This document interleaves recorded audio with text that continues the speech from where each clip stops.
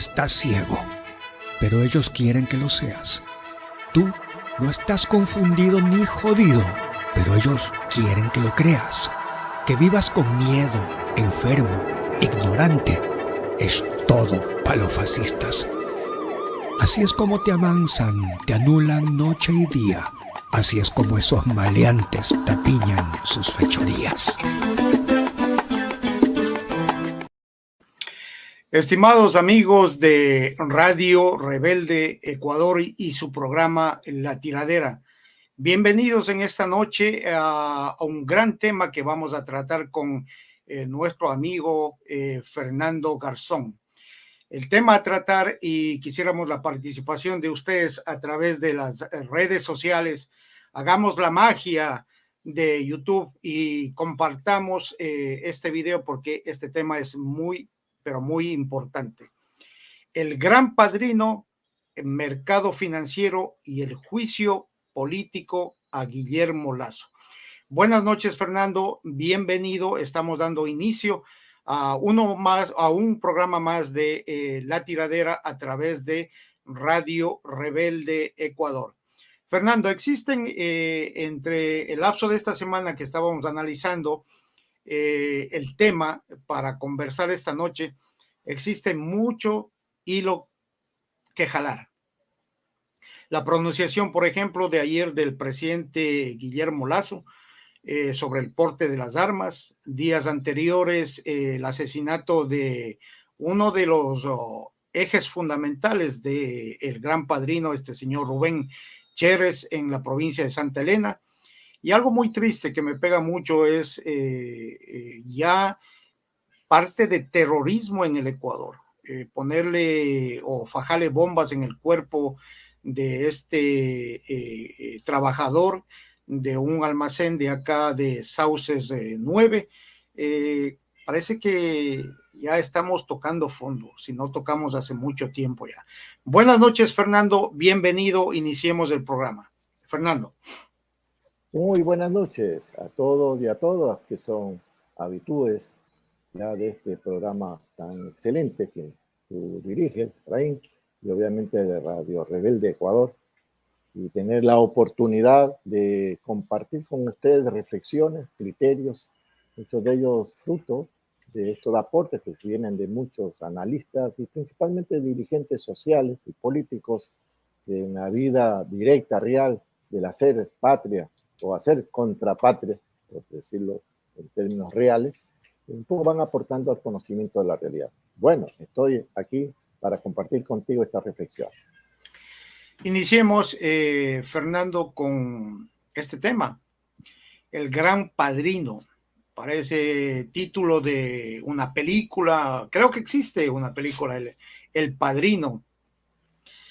Pero aterrizando en la situación nacional, aterrizando en el Ecuador. ¿Cómo ve usted el caso, Fernando, de el gran padrino, el supercuñado, yo le podría decir, del presidente Guillermo Lasso y todos sus tentáculos dentro de la función pública en el Ecuador, Fernando? Sí, tú hiciste una mención. Parece que existe una película, efectivamente existe una famosa película, se llama El Padrino, dirigida por Coppola y actuada como padrino, un excelente artista, Marlon Brando. Lo interesante de eso es que el título que le puso los informes y el programa que hizo La Posta, con este periodista de la derecha, muy bien informado, con buenas fuentes de información, no está un poco muy certero con la realidad, porque el padrino, él le puso el gran padrino, haciendo referencia al cuñado de Lasso, el padrino realmente tuvo un inicio muy conflictivo en la película, con las otras familias mafiosas de Nueva York, 1972, donde se ubica la historia de la película, con muchos premios Oscar, y realmente fue una confrontación que él tuvo con las otras 5 familias mafiosas de Nueva York.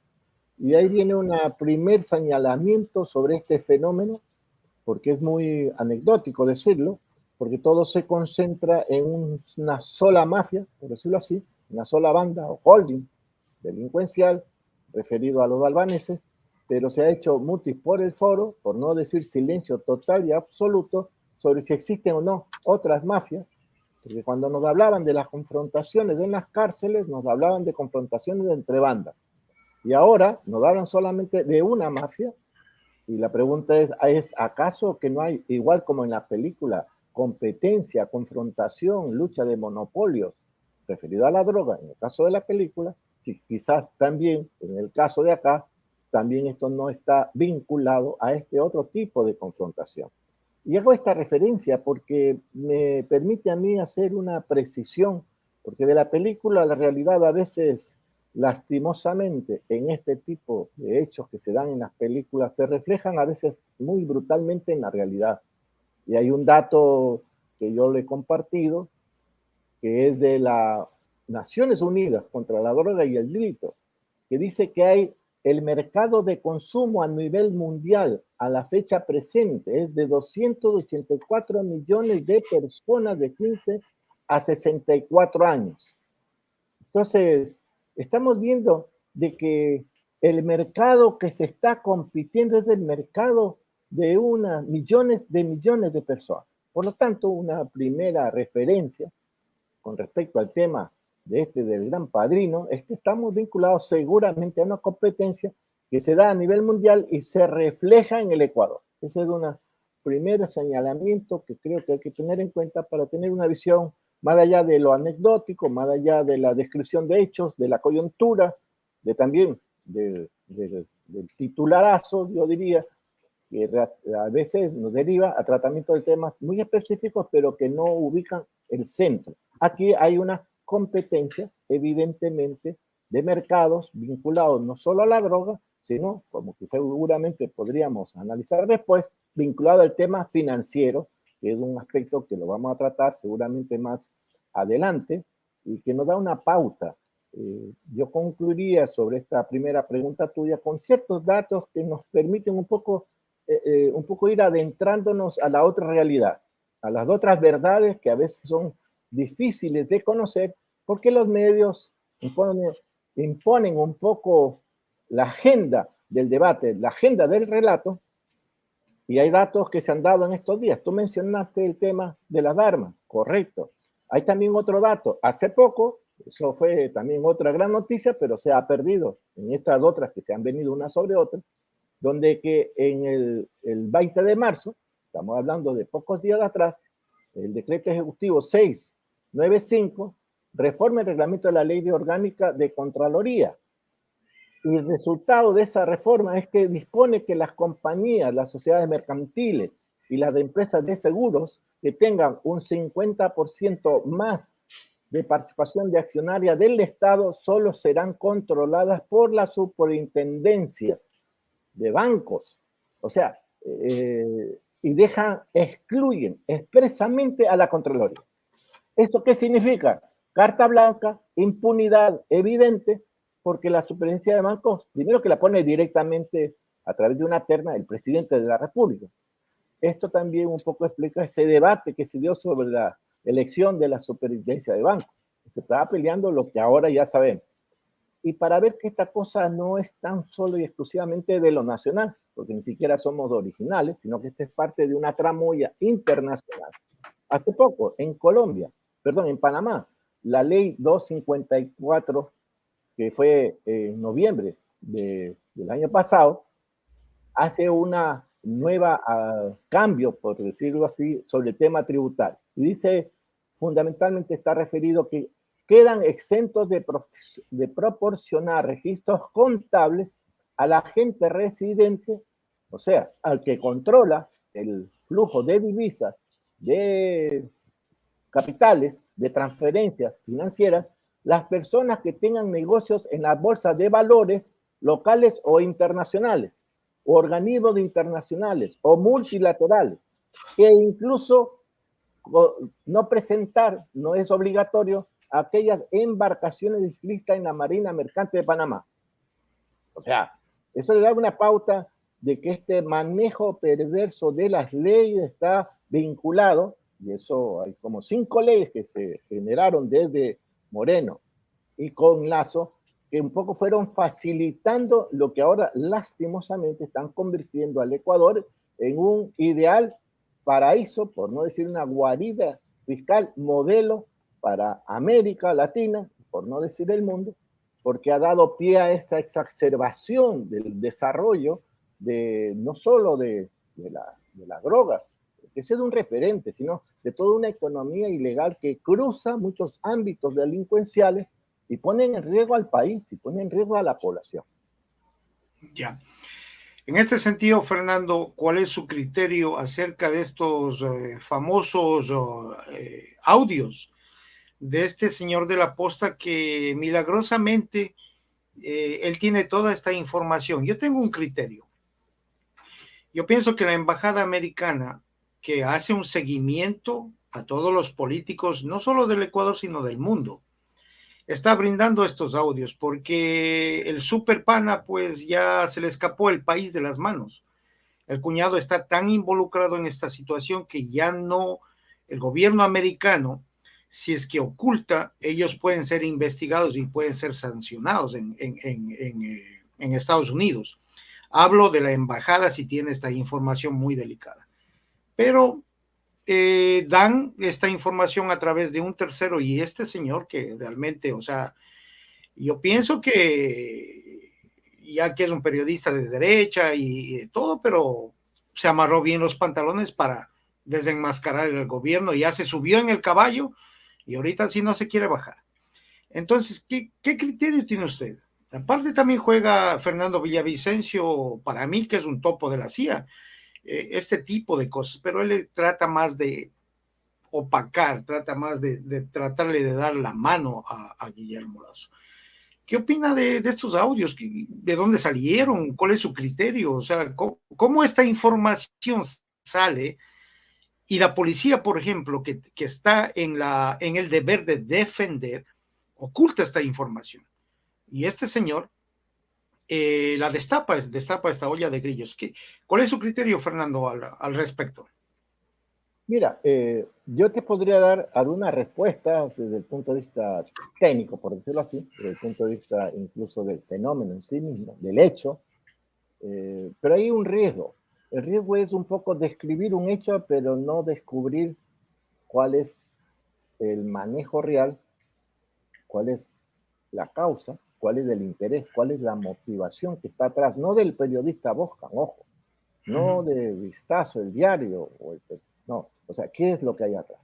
Y yo creo que algo que es evidente, y todo lo hemos visto, lo hemos conocido, pero a veces como que fue otra noticia más, pero que deriva en un hecho que es trascendental, que es un punto de quiebre en la situación del país. Les comento, hace poco, Yanedi Nostroza, conocida periodista de Teleamazonas, que es propiedad del banquero Fidelegas, estamos hablando del Banco del Pichincha, acaba de sacar un TikTok completo en donde expresamente dice que Lazo tiene que renunciar y que se prepare Borrero para asumir ante esta nueva realidad y la paz, la justicia, la democracia y todo un discurso de esta naturaleza, pero plantea expresamente, sin dejar atisbo de alguna duda, frontalmente que debe salir Lazo. E incluso plantea que si hay el juicio, que se dé el juicio y da por entendido que Lazo se va. Pero sucede que el propietario es de Teleamazonas y lo que menos podemos esperar de algunos periodistas, como los de Vistazo, el diario Vistazo, que hacen ese tipo de opiniones por sí y para sí, porque siguen la línea editorial de los medios, quienes asumen una representación oficial y por lo tanto del propietario de los medios. Y cuando nosotros supimos, fue público hace muy pocos meses, de que Lazo abierta y directamente a sí mismo dijo que hay un banquero, hay un personaje que no paga impuestos, que se excluye, ¿de quién estaba hablando? Y les voy a dar un nombre, así dijo. La gente no se esperaba. De repente dice Fidelegas. O sea, pública y abiertamente confrontándose con el que es su competidor en el mercado financiero. O sea, miren la dimensión de un hecho fortuito que uno puede, cuando habla de esto de las opiniones de los periodistas, pero los periodistas, por suerte, no todos, muy pocos, pero con mucho poder, porque atrás de ellos están las grandes financiaciones, los grandes pautajes, etcétera, nos demuestran que hay una evidente confrontación, competencia interna del mercado financiero ecuatoriano derivado al mercado financiero transnacional, en donde la economía ilegal, que es del 30%, que incluye, ojo, que incluye la economía vinculada al tema de drogas, está vinculado también al tema minero, del contrabando, de armas, ojo, ahora que Lazo dio paso abierto a las armas, también hay contrabando de armas fuertísimo ya, ahora va a venir más todavía en el Ecuador. Entonces nos da una pauta que es una competencia del mercado financiero vinculado al conjunto de la economía legal. Y eso no es cualquier pelea, porque lastimosamente, si esto lo convertimos como parte de un análisis más transversal en la historia del Ecuador, podríamos decir que estamos viviendo a los 100 años la repetición casi exacta de un conflicto interbancario. Y está asociado a lo que pasó hace 100 años. Está asociado a la causa real que se produjo en el asesinato de Alfaro. Lo hemos hablado, incluso en este programa también, pero queda exactamente igual, porque si yo les pongo incluso hasta los nombres de los bancos que entraron en conflictos, que derivó en la matanza del 15 de noviembre, de paso, en la presidencia de Tamayo, que era un funcionario directivo de un banco, del Banco Agrícola Comercial. O sea, era evidente que era un banco. Y evidentemente, ¿quién puede confundirse de que en el caso de Lazo es también presidente, socio mayoritario, accionista de un banco? Lo que no ha ocurrido en el transcurso de las décadas. Siempre ha habido un tercero, un representante, un enviado, pero no ha sido evidente quién era el grupo económico. Pero acá es obvio, porque son no solo los delegados representantes, son miembros de la OTAN. Entonces, un poco para concluir este panorama del rol de los medios, y obviamente en el caso del señor Bosca, yo me he preguntado cómo así ahora solo habla de un sector de la mafia, en este caso, o de hechos derivados a una parte, y no habla del resto, porque es conocido, él alguna vez se lo había dicho ya antes, mucho antes, que había mafias internacionales, no lo menciona, se concentra en eso. Y eso es, a mi criterio, un poco no muy explicable desde el punto de vista de los hechos reales. Y uno dirá, a final de cuentas, cómo esto está vinculado a este tema, porque parecía que fuera otra anécdota. Y hay otro hecho también que es absolutamente anecdótico, que sucede que aquí el juicio que se le va a hacer a Lazo es un juicio vinculado a peculado, y hay un valor casi irrisorio comparado con los millones que obtuvo el Banco Guayaquil en los últimos años.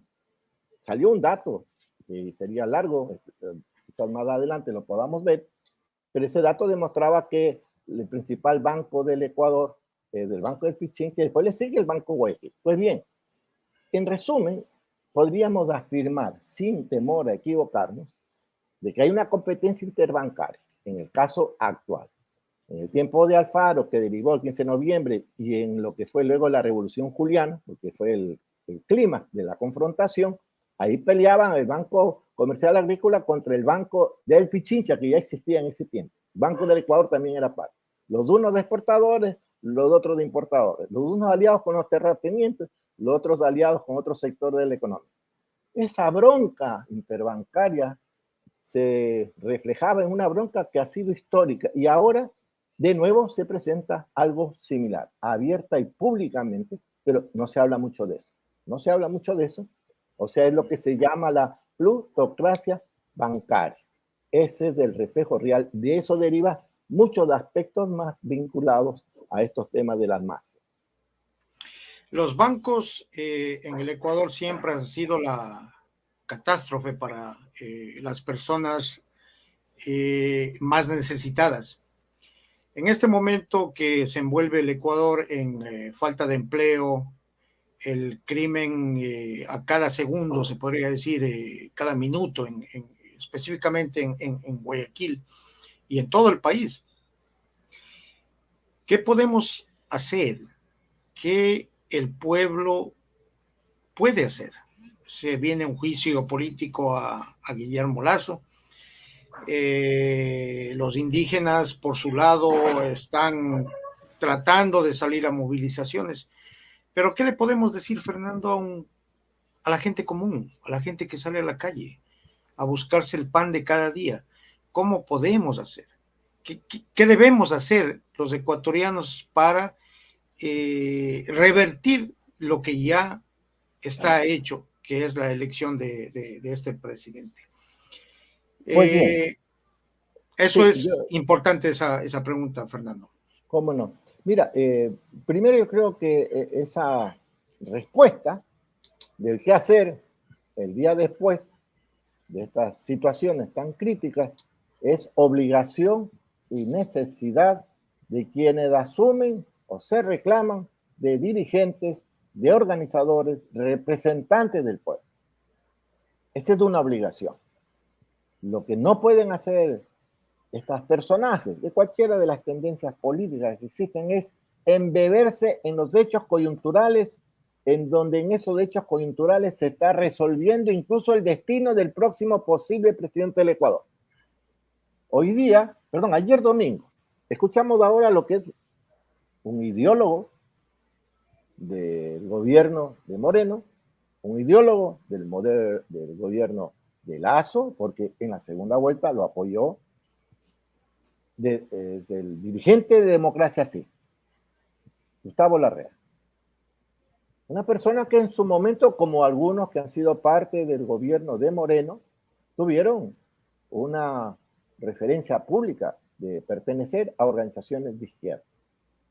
Los tiempos, la edad o las circunstancias ahora están en ese error. Pues bien, en las preguntas que le hacía Carlos Vera, derivó a una descripción de cuál es la hoja de ruta que se viene. Sale Lasso, viene Borrero.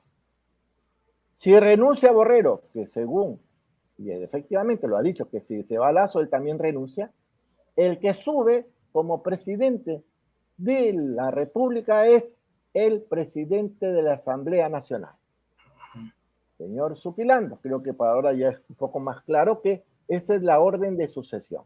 ¿Quién es el señor Zuquilanda? Promovido por Democracia Sí, que lo dirige Gustavo Larrea. Claro, no, estamos hablando de un nombre, pero esto es parte de un andamiaje, porque también Larrea dijo algo que sorprendentemente muy similar a lo que pasó al inicio del gobierno de Moreno. La necesidad de una alianza, de un acuerdo nacional con exclusión o para oponerse al correísmo, es la frase que se usó desde la derecha para significar el tema de Revolución Ciudadana.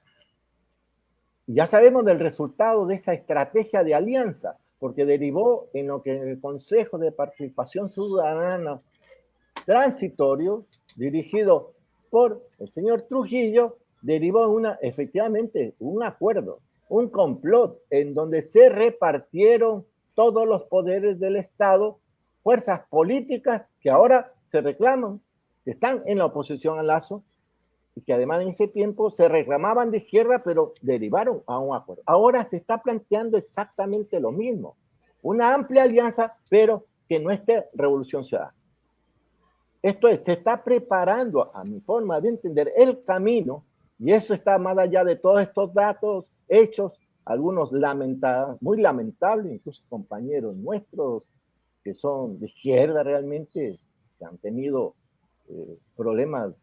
Parece que ha sido solo asaltos, pero han tenido también problemas, aparte de lo que ya sabemos, de los bombazos, de lo que tú describías, que también es espeluznante. Pues bien, yo me temo que hay conversación. Y ahí hay un elemento que yo quiero en contexto histórico. Porque a veces la historia es una buena maestra de la lección. Hay 3 caídas de gobierno. Las 3 caídas de gobierno, Abdalá, Maguad, Lucio, el resultado fue cambio.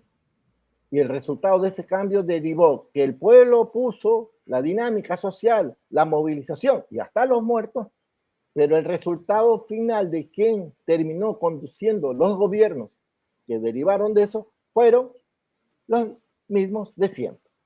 O sea, no cambió el modelo, no cambió la política, no cambió las políticas del Fondo Monetario Internacional, siguió lo mismo. Entonces, y eso ahora ha cambiado, porque gracias, y miren las bondades de la Constitución del 2008, si no hubiera habido la Constitución del 2008, en este momento estábamos en plena confrontación, por no decir incluso de guerra civil. Esta Constitución del 2008, hecho por la Revolución Ciudadana y las fuerzas democráticas que estaban en ese Congreso, en esa Asamblea Constituyente, es la que permitió caminos específicos, institucionales, democráticos para cambio pacífico de gobierno, cuando ya no responden a los intereses del pueblo. Agradezcamos que existe esa Constitución, porque si no ahora hubiera sido la cuarta confrontación social con expulsión, golpes contra un presidente constitucional, quiera o no lo quiera, cualquiera que sea, pero con grave afectación al país, a la economía y a la tranquilidad y a la paz. Ahora ya eso no es posible porque la Constitución permite lo que ahora estamos viviendo. Pero lastimosamente la estrategia de fondo, la que se da subterráneamente por debajo de la mesa, es exactamente lo mismo. Están negociando la estructura futura del poder para mantener las mismas políticas con otros nuevos personajes y no cambian las políticas. Y ahí viene un compromiso, una obligación moral, ética y hasta de humanidad, que las fuerzas de izquierda, como lo han planteado plataformas, se pongan de acuerdo, asuman su rol histórico, no se presten a negociaciones hacia la derecha para establecer un camino supuesto para próximas elecciones. De por medio está la vida de la gente. Pónganse de acuerdo, compañeros.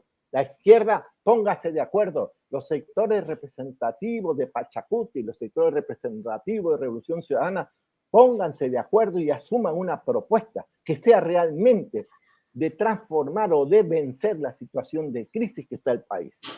Que derive un acuerdo en la Asamblea, pero que derive que si viene cualquier otro presidente, tenga la obligación moral de seguir una línea de una nueva política de poder reconstruir, restablecer, recuperar la patria. Pero eso depende de Pachacuti, sus sectores avanzados, comprometidos con el pueblo, no los otros, que fueron los que negociaron con Trujillo, los sectores también de Revolución Ciudadana, que han demostrado firmeza, ya han sido perseguidos años.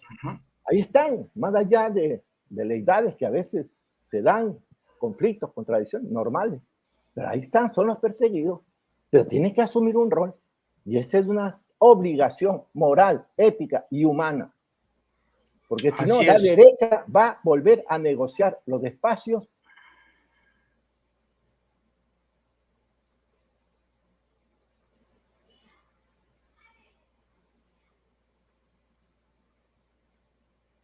Sí. Así es, Fernando. Le invito a ver algunos saludos que nos están enviando nuestros amigos. Jorge Cáceres, saludos a Fernando Garzón, una opinión válida en esta coyuntura política del Ecuador. Existe otro comentario de Jofre Paul Imbaquimbo.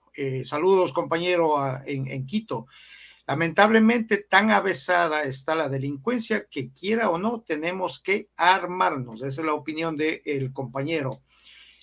Un saludo para la compañera Alejita Díaz. Dice buenas noches, saludos desde Ponciano Alto. A raíz del juicio político lo que se le viene al Lazo, asesinaron al testigo clave y ahora le ocurre dejar libre el porte de armas. Va a provocar una guerra civil y un sálvese quien pueda. Esos son los comentarios de nuestros amigos que nos están enviando a través de las redes sociales. Pasando al tema, Fernando, de el juicio a Guillermo Lasso. Hay algunas personas que dicen a él le conviene irse al juicio, hacer la muerte cruzada. Supuestamente, no estoy muy claro en esto, no sé si usted, que la ley le otorga 1 año y medio irse a la muerte cruzada, eliminar la asamblea, y él queda sin la asamblea, sin la oposición que él tenga por 1 año y medio más, que estaría dando el tiempo que más o menos él ya concluiría su mandato legalmente, como está por 4 años en el Ecuador. Los asambleístas al inicio se unieron, tanto de izquierda, derecha, centro, progresistas, para la moción del juicio político. Cuando la asamblea analiza cómo va a hacer este trámite para enjuiciarle al presidente, algunos asambleístas retroceden y dicen no, no queremos. Bueno, fue a la Corte Constitucional decide de que efectivamente la Asamblea le dan el visto bueno para que la Asamblea le enjuicie a Guillermo Lasso. Pero en este dime y direte entre las políticas, porque quien hace la ley también hace la trampa, ¿qué se puede esperar?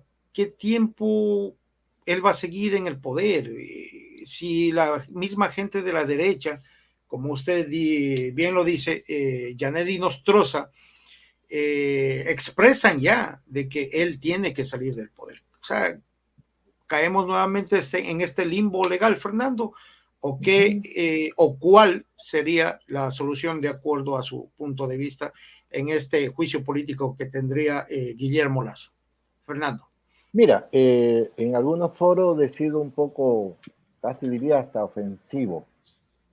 No soy abogado, no soy jurisconsulto, no conozco de leyes y la vida del país no va a estar cruzada ni por leyes ni por abogados.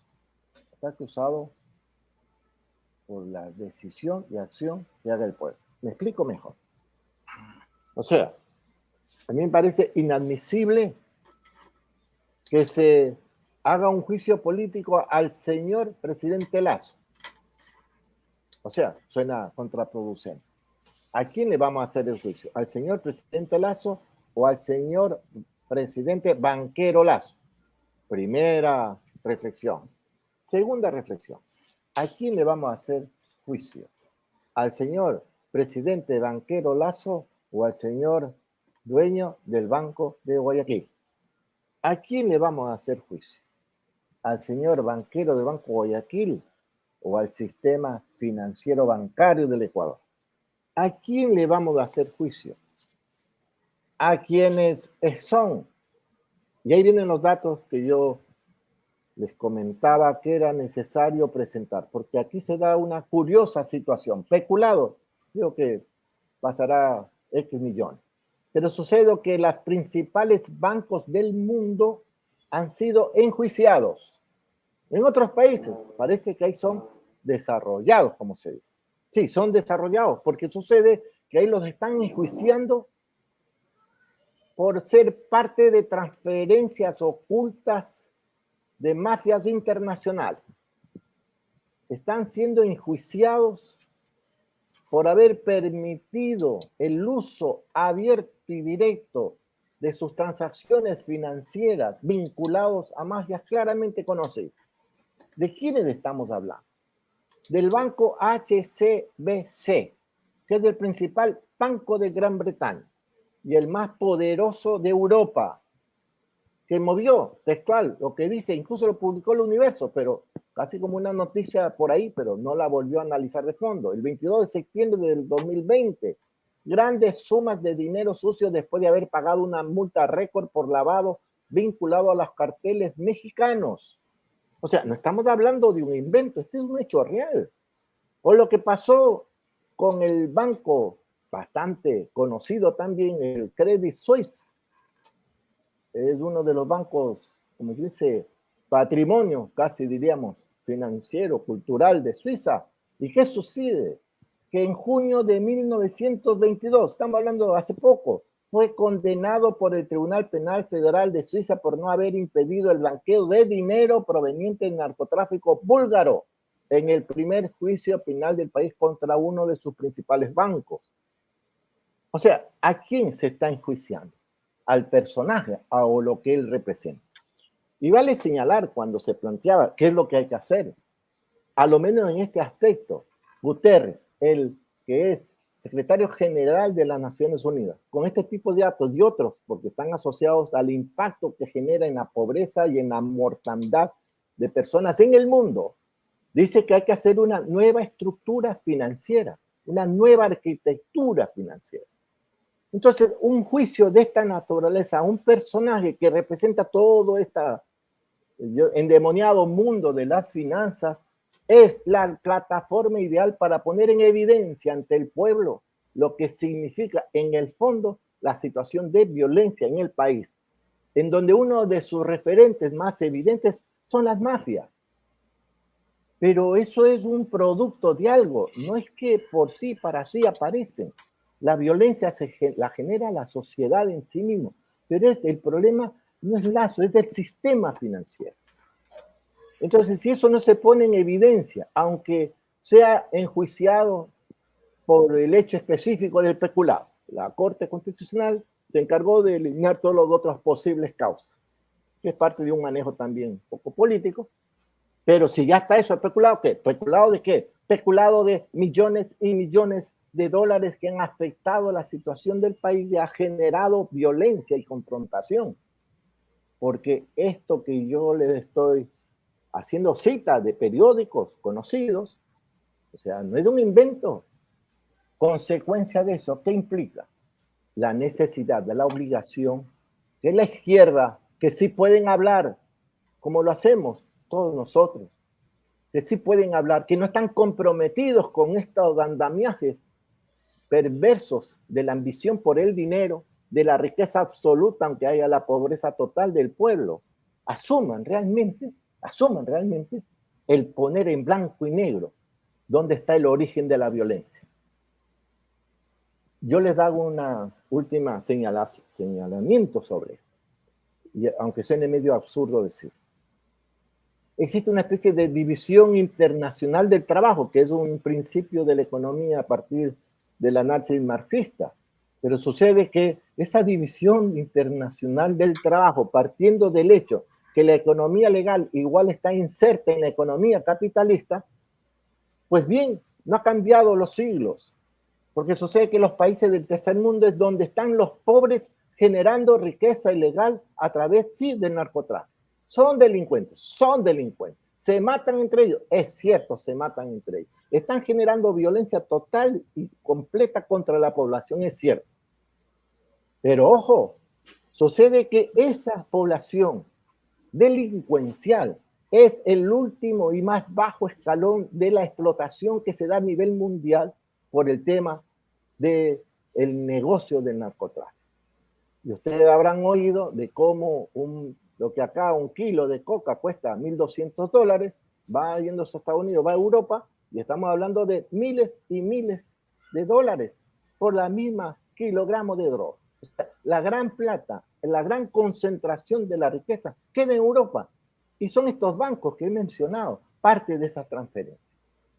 Entonces, el hecho real es que hacia el Ecuador y países del tercer mundo se deriva y se induce a la violencia, a la pobreza, porque así se tiene mano de obra barata en la distribución, colocación, o sea, todo es parte consustancial del negocio ilegal, mantener en zozobra a la población, si no, no funciona. Y esto no es un decir. El presidente Lazo 2 veces ha dicho que la última deslave en Alausí hay que verlo como una oportunidad. No miento, lo dijo, y que por lo tanto hay que hacer inversión.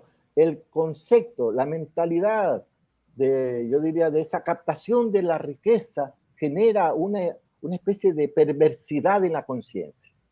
O sea, esa necesidad de tener más, acumular más, convierte en las crisis que a veces la inducen porque es un principio básico de la acumulación del dinero. Y eso también lo dijo Marx hace más de un siglo. Que los capitalistas tienen la necesidad casi independiente, porque el capital crece de tal manera que necesita cada vez más capital. Esto es, la ambición de acumular más riqueza, que está más allá de la capacidad de consumo del X millonario y de todas las generaciones por siglo, por tantos millones que tienen, es un problema de la acumulación del capital que deriva en los hechos en un proceso monopólico de excluir. Y les doy un dato último, y es un poco, parece que está fuera de contexto. La Superintendencia de Control del Mercado hace pocos días multó a la famosa Odebrecht con $56 millones por procedimientos inadecuados en el manejo vinculado a contratación. No es juicio, es porque han abusado del poder del mercado. O sea, eso ahora casi no ha hecho noticia, pero da una pauta de que hay procesos internos de monopolio que están influyendo en la concentración. Finalmente, sobre el tema de las armas, que hubo un comentario de un compañero. Yo le diría así al compañero: ¿quién puede comprar las armas? Algo decía Efraín, van a la bahía y la compran al por mayor. Es posible. Pero ¿quién puede comprar las armas? Los sectores que están en capacidad de tener dinero para, porque no es que cuesta, no es un juguete. ¿Quién puede comprar balas? ¿Quién puede aprender a disparar? ¿A quienes tienen que contratar a alguien? O sea, si uno ve el tener esa autorización, liberar el uso va dirigido a ese otro mercado, al mercado un poco suntuario de uso de armas de sectores de la clase media alta y clase alta, que sí van a poder comprar armas y seguramente se podrán sentir más tranquilos, pero el gran pueblo no va a poder tener armas, o sea, a lo menos armas para confrontar a la violencia armada que viene del lado de estos sectores que están actuando. Imposible. ¿Quién tiene una metralleta? ¿Quién tiene una UCI? Son armas de alto calibre, que para responderles con una pistolita casi de juguete, mejor no disparar, porque si no lo matan con mayor fuerza. Hasta es un riesgo tener un arma. Es como cuando uno sale a la calle y se va hasta con sus 20 dolaritos en el bolsillo, por si ha caído un asalto, y ese es como quien dice la forma el pasaporte de la pasaporte. Vida. Sí, eso le pasa a todo el mundo, pero ya no va con la cédula, no va con ciertos papeles, porque si no, si le roban, chuta, lío. O sea, vamos con las copias. ¿No es cierto? O sea, se pueden imaginar. Y ahora que van a ir con una arma escondida, por favor, ¿qué pasa? Es absurdo. Se genera una gran economía. Hace años los socialcristianos vienen planteando lo que ahora ya hizo Lazo, liberar el acceso a las armas, porque de por medio del gran mercado y también trasladar a generalizar el tema de la violencia en la sociedad, que es el estado perfecto para las grandes riquezas. Eso. Exactamente, Fernando. Justamente hoy día cuando venía en el taxi, el chofer del taxi me decía, ¿qué opina usted del porte de las armas? Y me salió un chiste jocoso. Le dije, ni los choferes profesionales en el Ecuador saben utilizar las luces cuando tiene que cambiarse de un carril a otro, peor vamos a poder manejar las armas. Nuestra sociedad todavía no está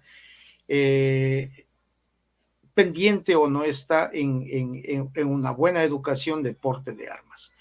Estados Unidos, una sociedad avanzada, hay muchos estados que le pueden o se permite el porte de las armas, entre uno de ellos el estado de Texas. Y vemos las masacres estudiantiles, muchachos que compran por internet armas, porque es válido comprar armas en ciertos estados y desatarse en masacres. Entonces, y aparte, quisiera indicarle a la gente que nos sintoniza, que si el presidente Guillermo Lasso ayer en su charla, en su oratoria, dijo que se queda libre albedrío de la gente para utilizar armas, no caigamos en la trampa. Existen, Fernando, requisitos que uno tiene que tener antes de portar una arma. una evaluación psicológica, el permiso de las Fuerzas Armadas, creo que son 7 o 8 puntos que uno tiene que tener. O sea, no es tanto también que el presidente dijo que yo tengo un arma y al día siguiente voy a la bahía, me compro una y me pongo atrás y comienzo a ir. No, me dijo Guillermo Lazo, no caigamos en eso porque también puede ir la gente presa. Y yo le aseguro, Fernando, que si una persona normal como nosotros va y compra una arma, se dejó llevar por este loco de Lazo y se pone en el cinturón y la coge la policía, le aseguro, Fernando, que esta persona va de 8 a 16 años a la cárcel. Pero un delincuente que usa una metralleta, que tiene balas, le encuentra 150 balas, al día siguiente sale por estos jueces corruptos. Como quien vamos cerrando este capítulo de la tiradera, Fernando, y cogiendo lo que usted dice, sus opiniones muy importantes, es la unidad de los sectores progresistas, la unidad de los sectores del trabajo, de los líderes sociales, para salir en defensa del pueblo ecuatoriano. Pienso de que debemos sentarnos en la mesa sin estos egos izquierdistas de que yo soy más, yo tengo más votos y bueno, te invito a ti, no tienes muchos votos, pero te invito a que participes. Pero como yo tengo más, tú participas menos. Yo pienso que debe haber una gran unidad de izquierda, una gran unidad de las organizaciones sociales, porque es la gente que realmente está en la base de estos movimientos políticos para sacar y tratar una hoja de ruta que se puede hacer ante esta situación. Vemos que en el contexto mundial se vienen muchas cosas muy feas. He podido analizar a través de las informaciones internacionales muchísimas cosas como la tercera. Se está hablando ya, Fernando, de la tercera guerra mundial.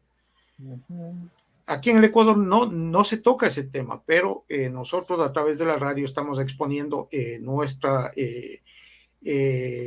punto de vista, más que nuestro punto de vista, nuestras noticias internacionales que quisiéramos que las vean, que las analicen.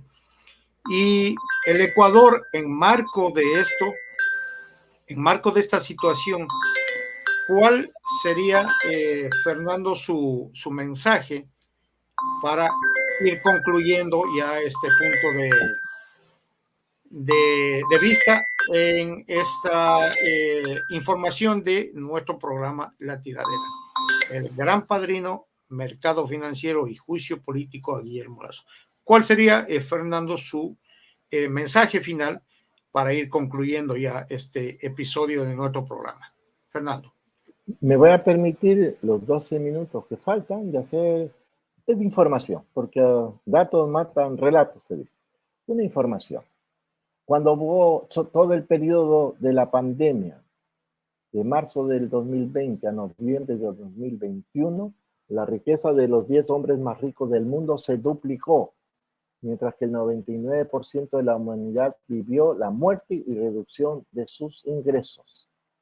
Oxfam Internacional, que da estos datos, señala de una forma realmente escalofriante que más de 800 millones de personas se iban a la cama con hambre cada noche y que las desigualdades contribuyen a la muerte de al menos 21.300 personas cada día, mientras que las grandes empresas transnacionales, energéticas, farmacéuticas, digitales, de alimentación y otras duplicaron con creces sus beneficios.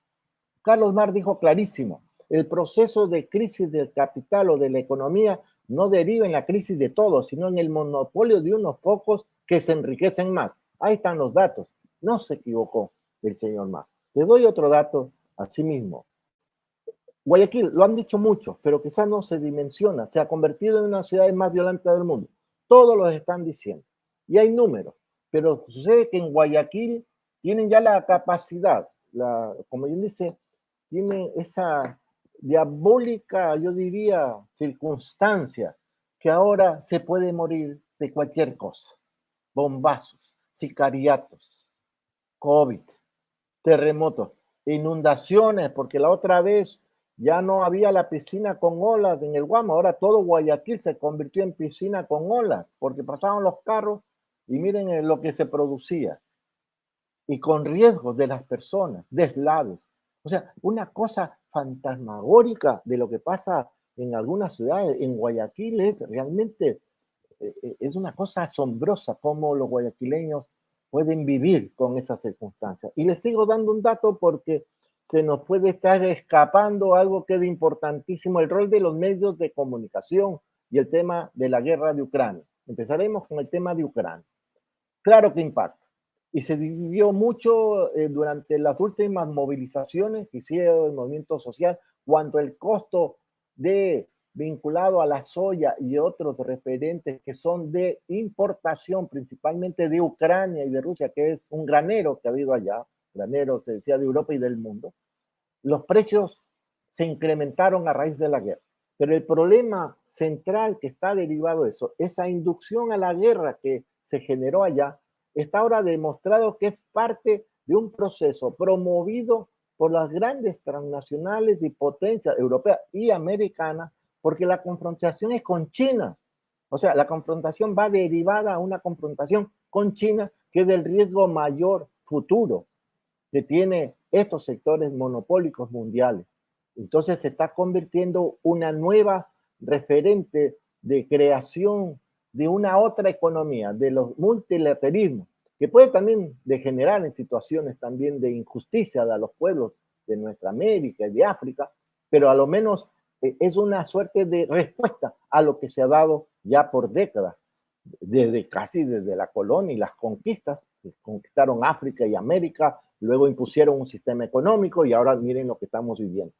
Y yo decía no saltarnos en estos cortos minutos que faltan el rol de los medios en donde están derivando a un direccionamiento de la opinión pública y lo que es más triste a mi criterio, direccionamiento del relato, de las agendas políticas. Mira lo que tú me preguntaste, Efraín. Ese es el debate. Si va, que el artículo tal, que el capítulo tal, que el procedimiento tal, sí, eso es necesario conocerlo, pero ese es el rol de los asambleístas. La decisión política y humana es, este señor tiene que irse, porque ya el pueblo no lo soporta. Es una decisión humana, política. ¿Cómo la tiene que hacer? Ese problema de allá, de los asambleístas, es su rol. Pero ponernos a todo el pueblo a discutir mientras se está matando a la gente, mientras están matando a personas, bombazos por acá, inundaciones por otro lado, me parece inadmisible para la conciencia humana que estemos enfrascados en debates jurídicos institucionales, mientras el pueblo no solo que se está muriendo de hambre, sino que se está matándolo con tantos desastres que se está dando. Yo, en ese sentido, comparto esa indignación. La clase política de la izquierda, porque de la derecha no podemos exigirle nada, de la izquierda, pónganse en el corazón, en la mano, lleguen a un nivel de acuerdos, lleguen a un nivel de cómo salvar a este país. No busquen transacciones por debajo con sectores de la derecha a cuenta de vencer en las próximas elecciones al X personaje. Ese es un riesgo, porque si no va a pasar lo que pasó en las 3 caídas de gobiernos anteriores. ¿Qué pasó? Siguieron los mismos mientras el pueblo se moría de hambre e incluso pusieron los muertos. Ahora, esta constitución nos ha ayudado a que no haya muertos, o sea, en cuanto a conflictos por caídas de gobierno. Pero hay un riesgo inmenso que si no hay una decisión real, unificadora, unidad no entendida como unidad de membretes, de personajes, de personas que quieren sobresalir para ser candidatos o por vanidades, qué sé yo, no, unidad real, entendida como lo que se está dando en España.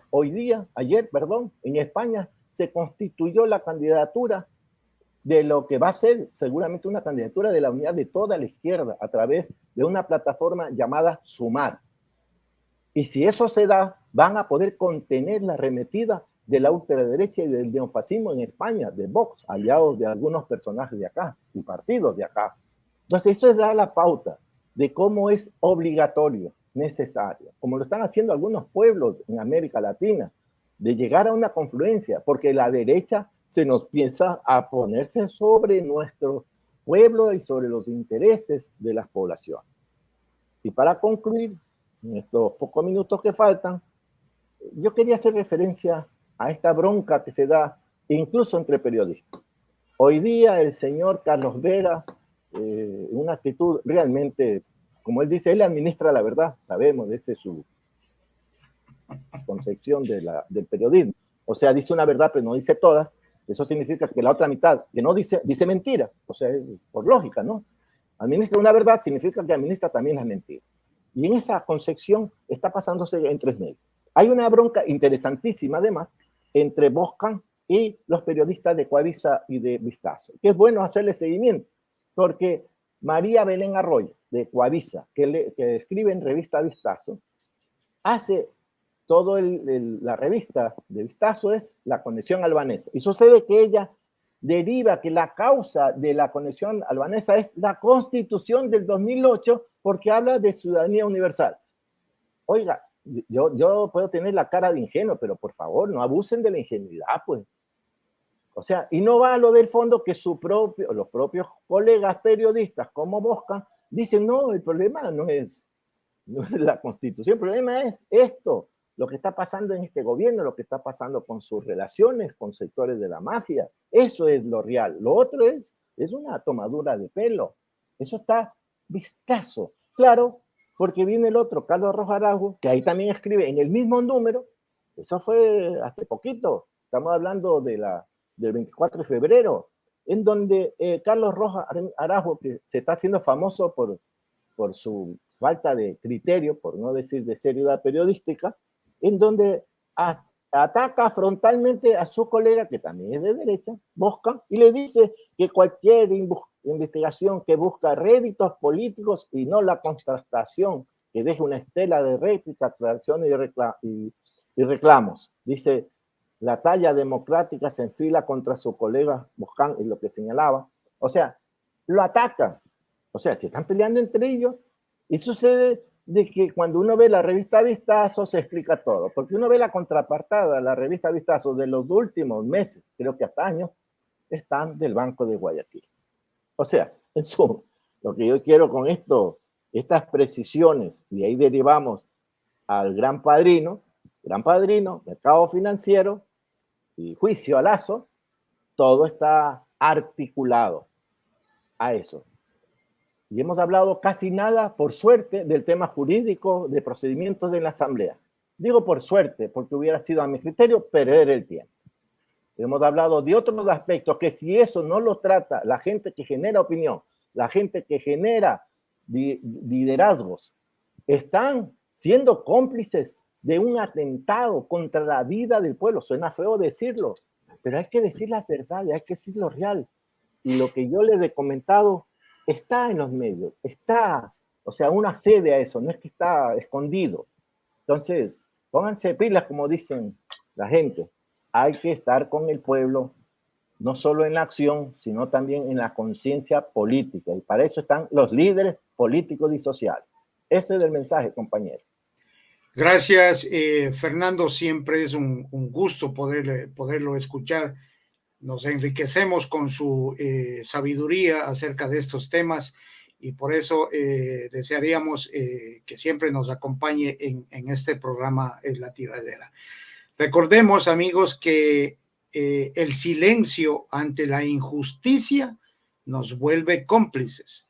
Y aquí en Radio Rebelde, que es un medio alternativo, tratamos de dar las explicaciones desde el punto de vista de líderes sociales hacia las problemáticas tanto nacionales como internacionales. Agradecemos, Fernando, nuevamente su participación.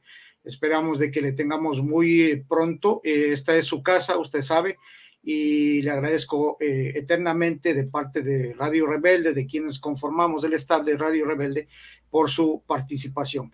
Y recuerden, amigos, de que todos los domingos tenemos un programa en La Tiradera.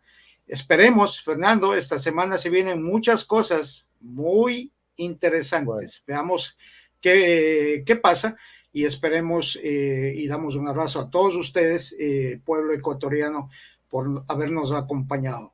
Hagan nuevamente la magia, denle en me gusta, comparta para que puedan escuchar otras personas esto. Queda grabado en Facebook y en YouTube y pueden compartirla en sus redes sociales.